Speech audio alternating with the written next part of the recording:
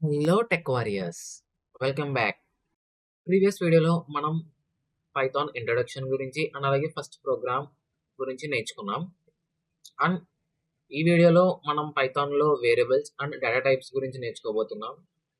ఇవి పైథాన్లో చాలా important concept and అలాగే చాలా కీ రోల్ ప్లే చేస్తాయి. ఎందుకంటే పైథాన్లో రాసే ప్రతి ప్రోగ్రాంలోని వేరియబుల్స్ అనేవి ఖచ్చితంగా వాడతాము. So let's get started. First, variable అంటే ఏంటి?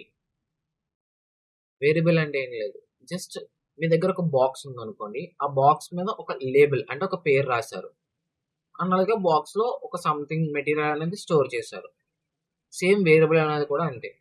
వేరియబుల్ అనేది ఒక మెమొరీ బ్లాక్, దానికి ఒక నేమింగ్ ఇస్తాం, లైక్ మన వేరియబుల్ నేమ్ అని. ఓకే, అండ్ అలాగే దాంట్లో మనం ఒక డేటాని స్టోర్ చేస్తాం, అంతే. పెద్ద డిఫరెన్స్ ఏమీ లేదు దానికి దీనికి. ఓకే, బట్ ఇందులో ఏంటంటే వేరియబుల్లో నేమింగ్ కన్వెన్షన్స్ అనేవి చాలా ఇంపార్టెంట్. ఎందుకంటే అలా మనకి నచ్చినట్టు మనం ఆ వేరియబుల్కి లేబుల్ అనేది ఇవ్వలేం, అంటే నేమ్ అనేది ఇవ్వలేం. దానికంటూ కొన్ని సెట్ ఆఫ్ రూల్స్ ఉన్నాయి. లైక్ ఏంటంటే వేరియబుల్ నేమ్ అనేది ఇంటిజర్ వాల్యూతో స్టార్ట్ అవ్వకూడదు అండ్ అలాగే కొన్ని స్పెషల్ క్యారెక్టర్స్ అనేవి మనం ఇంక్లూడ్ చేయకూడదు. Okay, like that some naming conventions అనేవి ఉన్నాయి. అండ్ అలాగే మనం ఈ నేమింగ్ కన్వెన్షన్ అనేది ఇష్టం వచ్చినట్టు ఇవ్వకూడదు, లైక్ XYZ అని. ఒక పర్ఫెక్ట్ నేమ్ ఇవ్వాలి.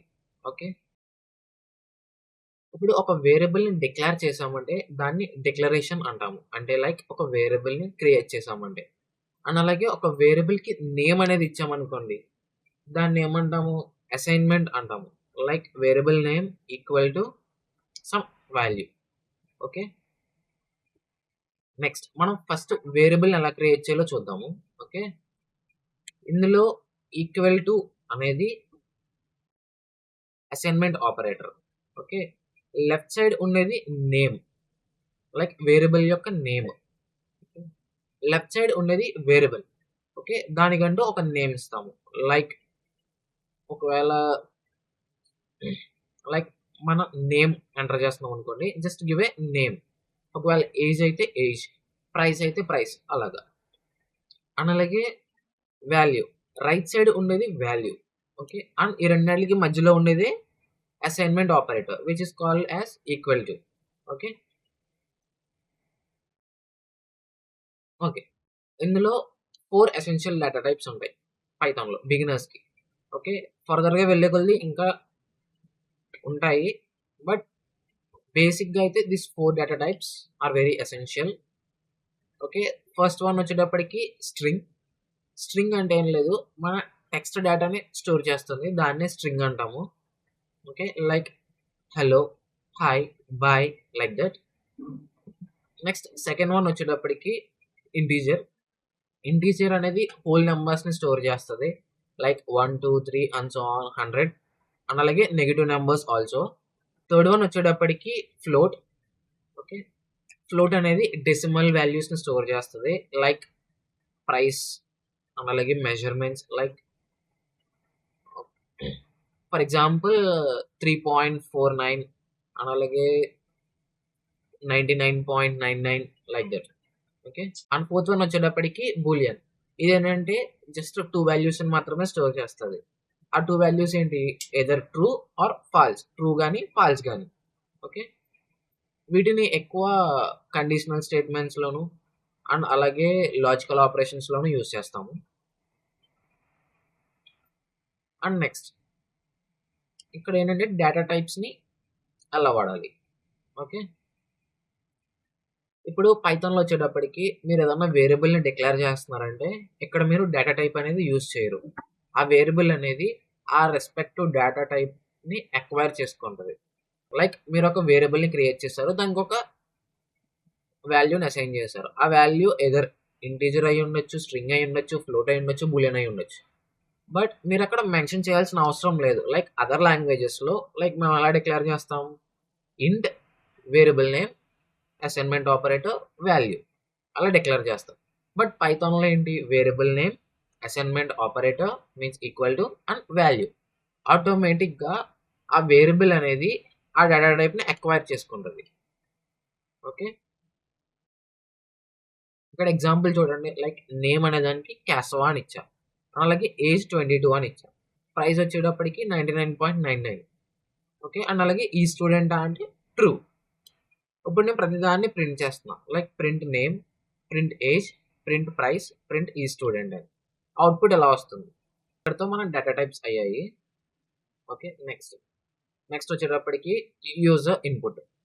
ఇప్పుడు మనం ఒక ప్రోగ్రామ్ ఆర్ ఒక సిస్టమ్తో ఇంటరాక్ట్ అవ్వాలంటే మనం ఏదో ఒక ఇన్పుట్ ఇవ్వాలి. ఆ ఇన్పుట్ ఇవ్వాలంటే మన ఇన్స్ట్రక్షన్స్లో యూజర్ నుంచి ఇన్పుట్ తీసుకోవాలని చెప్పి మనం ఒక సెట్ ఆఫ్ కోడ్ రాయాలి. పైథాన్లో ఇన్పుట్ అనే ఫంక్షన్ యూజ్ చేసి మనం యూజర్ దగ్గర నుంచి ఇన్పుట్ అనేది తీసుకుంటాం. ఇప్పుడు ఈ ఇన్పుట్ ఫంక్షన్ అనేది ఎలా వర్క్ అవుతుందో మనం చూద్దాం. ఓకే,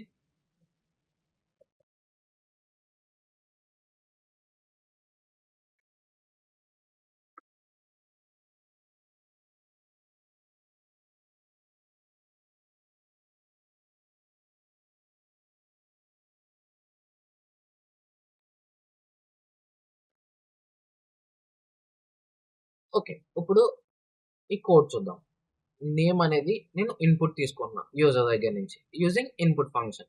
ఈ ఇన్పుట్ ఫంక్షన్లో టెక్స్ట్ ఏంటంటే మనం ఈ ప్రోగ్రామ్ రన్ చేసినప్పుడు మన యొక్క టెర్మినల్లో ఇది డిస్ప్లే చేస్తుంది. లైక్ ఎందుకంటే యూజర్ ఇన్పుట్ ఇవ్వాలి ఇప్పుడు అని. ఓకే, అండ్ అలాగే ఆ తీసుకున్న ఇన్పుట్ని ఈ నేమ్ అనే వేరియబుల్లో స్టోర్ చేస్తున్నాం. ఇప్పుడు ఆ స్టోర్ చేసిన దాన్ని మనం ప్రింట్ ఫంక్షన్ యూస్ చేసుకుని ప్రింట్ చేస్తున్నాం. ఓకే, ఓకే, మనం ఇప్పుడు ఈ కోడ్ని రన్ చేద్దాము. Okay, think that what is your name.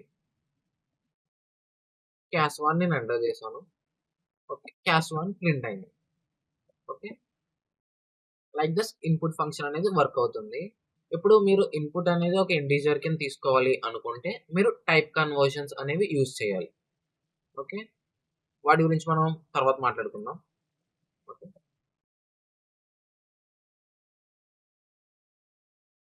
Next ఇది ఇన్పుట్ అవుట్పుట్ ఒక బేసిక్ ఎగ్జాంపుల్. ఆల్రెడీ మనం కోడ్లో మాట్లాడుకున్నాం. లైక్ నేమ్ అనేది ఇన్పుట్ ఎలా తీసుకుంటాము, ఏజ్ అనేది తీసుకుని ప్రింట్ చేస్తాము. ఓకే, ఇప్పుడు మీకు చిన్న ప్రాక్టీస్ ఛాలెంజ్ ఇస్తాను. మీరు ఏం చేయాలంటే ఒక ప్రోగ్రామ్ అనేది క్రియేట్ చేయాలి. ఓకే, ఆ ప్రోగ్రామ్ యొక్క ఫంక్షనాలిటీ ఏంటంటే యూజర్ దగ్గర నుంచి 2 ఇన్పుట్స్ తీసుకోవాలి, like name and age. Okay, ఆ నేమ్ అండ్ ఏజ్ తీసుకొని ఒక పర్సనలైజ్డ్ మెసేజ్ అనేది ప్రింట్ చేయాలి. ఓకే, ఈ వీడియో 2 minutes పాజ్ చేసి ట్రై చేయండి. ఓకే, ఇప్పుడు మనం సొల్యూషన్ చూద్దాము. ఓకే, ఇప్పుడు ఇక్కడ మనం ఏం చేస్తున్నాం, నేమ్ ఇన్పుట్ తీసుకుంటున్నాము ఎంటర్ యువర్ నేమ్ అని, అలాగే ఏజ్ని కూడా ఇన్పుట్ ఎంటర్ యువర్ ఏజ్ అని చెప్పి 2 ఇన్పుట్స్ తీసుకుంటున్నాం. వాటిని వేరియబుల్స్లో స్టోర్ చేస్తున్నాం. ఇప్పుడు నెక్స్ట్ ఏం చేస్తున్నాం, మనం ప్రింట్ హలో కమా నేమ్. ఆ యూజర్ నేమ్ అనేది హలో అనే వర్డ్తో కంకాటినేట్ చేసి ప్రింట్ చేస్తున్నాం.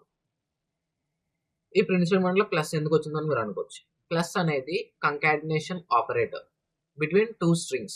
ఓకే, అండ్ ఒకవేళ 2 ఇంటిజర్స్ మధ్యలో చేస్తే అది సమ్మేషన్ అవుతుంది. ఓకే, నెక్స్ట్ వచ్చేటప్పటికి సెకండ్ ప్రింట్ స్టేట్మెంట్ చూద్దాము. ఓకే, ఇక్కడ you are age years old అని ఉంది. ఇక్కడ ఏజ్ అనేది ఆపరేటర్. ఇక ఇది ఏం చేస్తుంది, ఏజ్లో స్టోర్ అయ్యి ఉన్న వాల్యూని ప్రింట్ చేస్తుంది.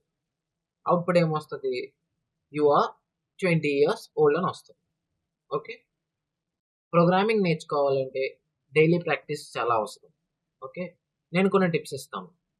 డైలీ కోడింగ్ ప్రాక్టీస్ చేయండి. ఉన్న కోడ్ని మోడిఫై చేసి మల్టిపుల్ వేస్లో ట్రై చేయండి. ఓకే, అండ్ అలాగే పైథాన్ కమ్యూనిటీలో జాయిన్ అవ్వడానికి ట్రై చేయండి. ఓకే, నెక్స్ట్ వీడియోలో మనం ఆపరేటర్స్ అండ్ కండిషనల్ స్టేట్మెంట్స్ గురించి డిస్కస్ చేసుకోబోతున్నాం. ఈ వీడియో కనుక మీకు యూస్ఫుల్ అనిపిస్తే లైక్ చేయండి, మీ ఫ్రెండ్స్తో షేర్ చేయండి, అండ్ అలాగే మోర్ కంటెంట్ కోసం సబ్స్క్రైబ్ చేయండి. Thank you for watching.